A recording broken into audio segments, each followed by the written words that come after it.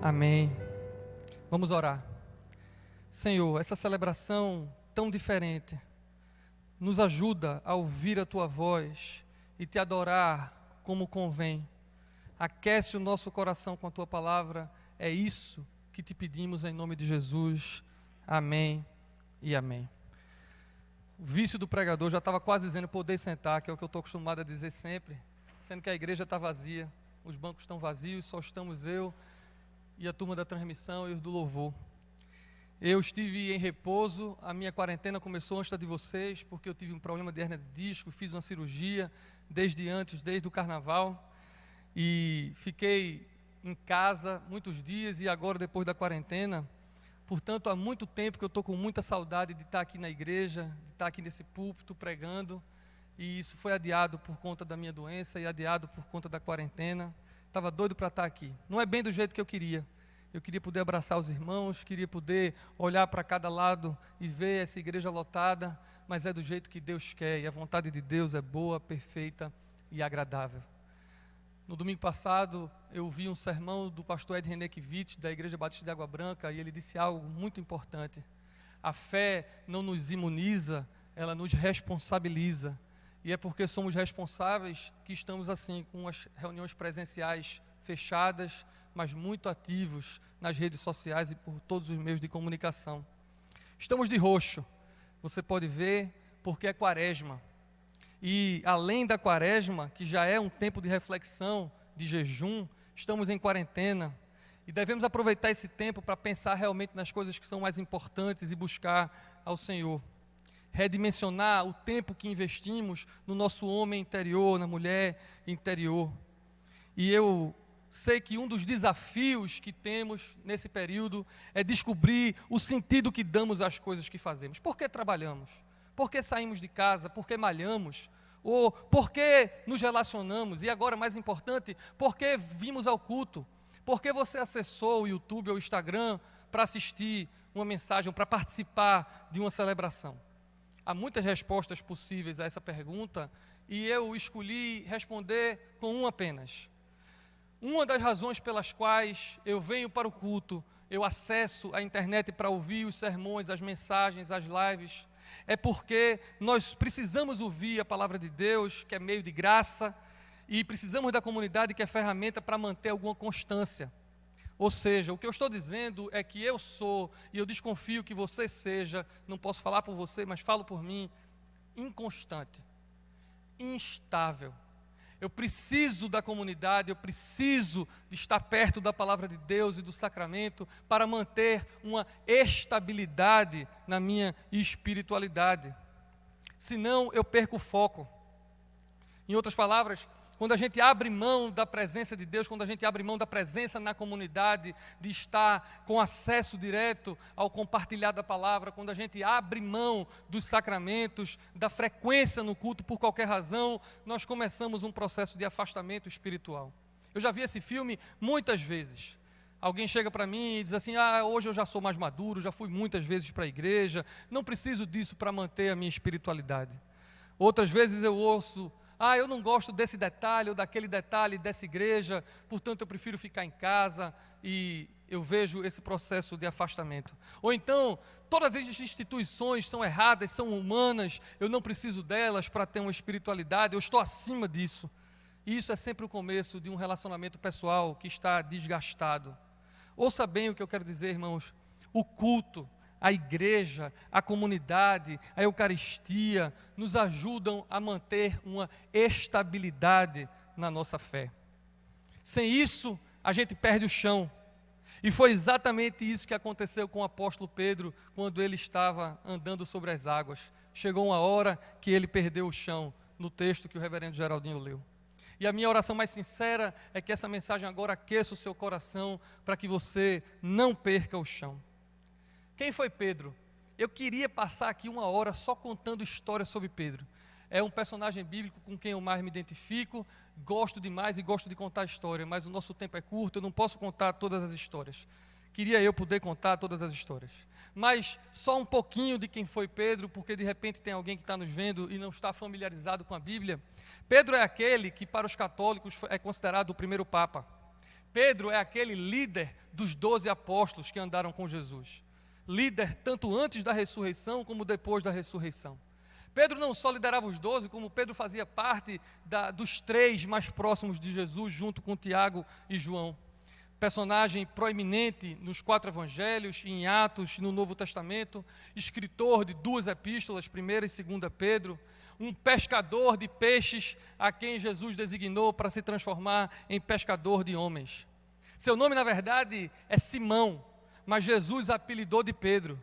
Agora, mesmo Jesus tendo apelidado ele de Pedro, o resto do evangelho, Jesus continua chamando ele de Simão. Só os outros chamam ele de Pedro. Jesus mudou o nome de Simão para Pedro, mas fica chamando ele de Simão no resto dos evangelhos todos. E a história, tinham muitas histórias de Pedro, eu escolhi só essa. Logo depois da multiplicação dos pães, a multidão lá, Jesus então pede que os discípulos vão no barco na frente, a fim de que ele despeça a multidão e vá sozinho orar. Ele fazia isso muitas vezes. E aí, isso era tarde, chegou a noite, a tempestade era muito grande, os ventos batiam, as ondas eram fortes, os discípulos estavam desesperados no mar. Jesus olhou nessa madrugada e vem andando sobre as águas. E os discípulos achavam que ele era um fantasma. E ele não era, obviamente, um fantasma. E Pedro, quando Jesus se aproxima andando sobre as águas, Pedro, naquele desespero de onda, de mar, de vento, Pedro diz o seguinte: se és tu, manda que eu vá. Irmãos, eu nunca entendi isso, e eu acho que eu vou morrer sem entender por que é que Pedro fez isso. Eu fico pensando, eu fico me colocando no lugar dele, porque eu me acho até meio parecido com ele, assim, muito agoniado, feito Pedro. Eu fico pensando, o que é que faz um cidadão que está vendo um fantasma, ou pelo menos desconfiando que é Jesus, e ele está no barco, o que é que faz ele, em vez de dizer, vem para cá e me salve, dizer, se é tu, manda que eu vá? Eu não sei. Será que foi coragem? Será que foi loucura? Ou será que só foi uma fé ingênua? Eu não sei o que é que foi, pode ter sido qualquer coisa, porque Pedro era um cara absolutamente instável, era um homem instável. Assim como eu sou instável, e eu desconfio que muitos de vocês são, uns mais do que outros, instáveis. Pedro era tão instável que ele era capaz de atos que você não acredita que foram a mesma pessoa. Uma vez ele estava com Jesus, quando Jesus foi ser preso, e ele puxou uma espada e arrancou a orelha de um soldado. Podia ter morrido na mesma hora, um ato de coragem.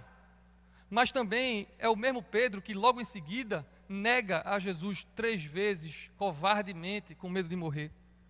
Pedro era um cara que no mesmo momento, ele fala, inspirado pelo Espírito Santo, tu és o Messias, o Filho do Deus vivo, e logo depois, inspirado por Satanás, ele diz assim, não vá para Jerusalém morrer, e Jesus faz, arreda-te daqui, Satanás. Esse era Pedro, capaz de coisas maravilhosas e de vergonhas absurdas, por conta da sua instabilidade. Mas seja como for, meus amigos, eu quero que você entenda que ele andou sobre as águas. Não existe nada mais espetacular e mais maravilhoso e inesquecível essa experiência, que eu nunca passei por ela, mas fico querendo imaginar como seria eu literalmente andando sobre as águas, pois Pedro fez isso. Pedro andou sobre as águas. Agora deixa eu fazer uma reflexão aqui com vocês. Eu aqui estou nessa comunidade já há muitos anos, e eu já vi muita coisa bonita acontecer aqui, que eu quero comparar a uma experiência de quem anda sobre as águas.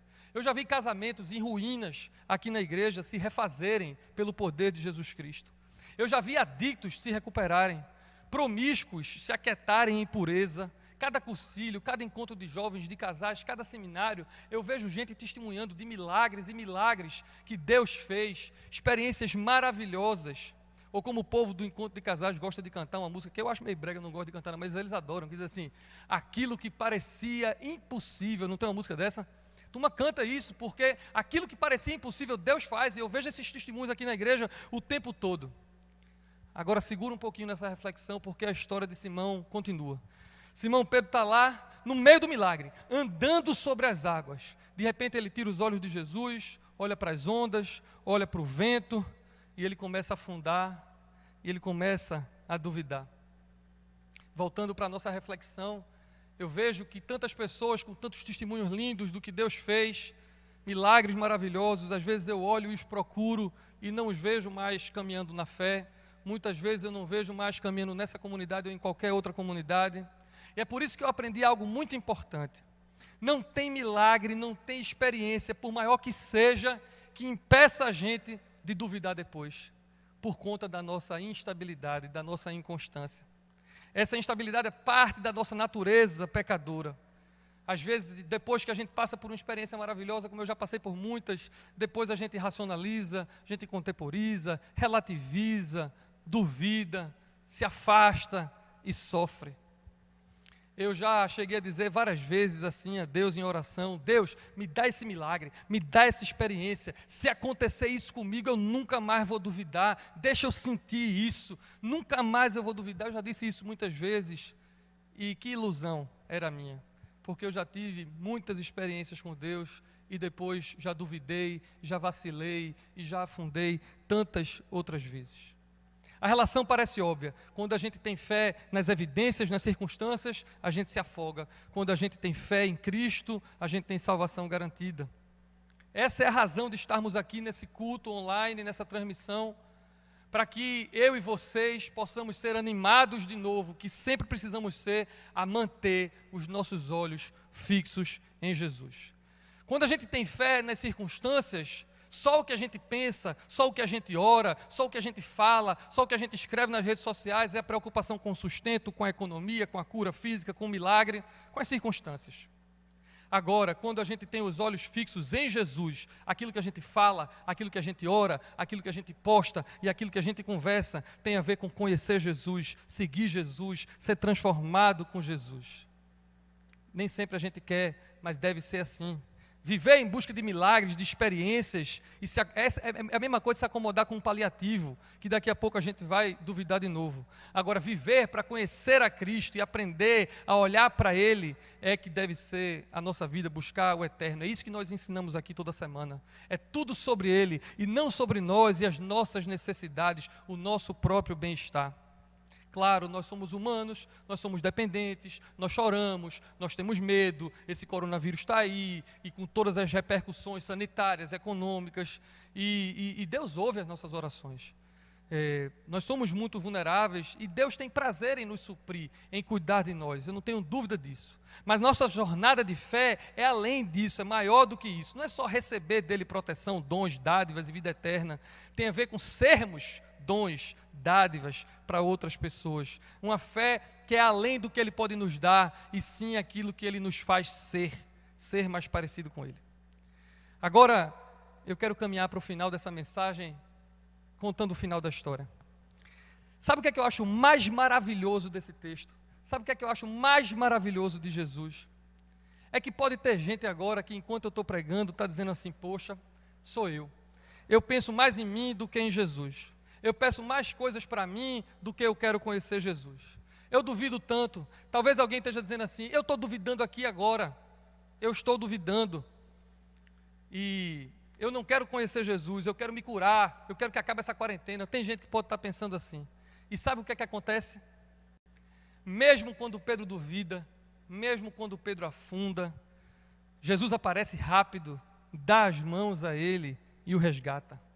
Ou seja, mesmo com dúvidas, como Ele fez com Tomé e já fez muitas vezes comigo, Ele é misericordioso e nos dá a mão quando a gente aparenta que vai afogar. Esse é o Jesus que nós adoramos, esse é o Jesus que nós pregamos aqui, um Jesus cheio de graça e cheio de verdade.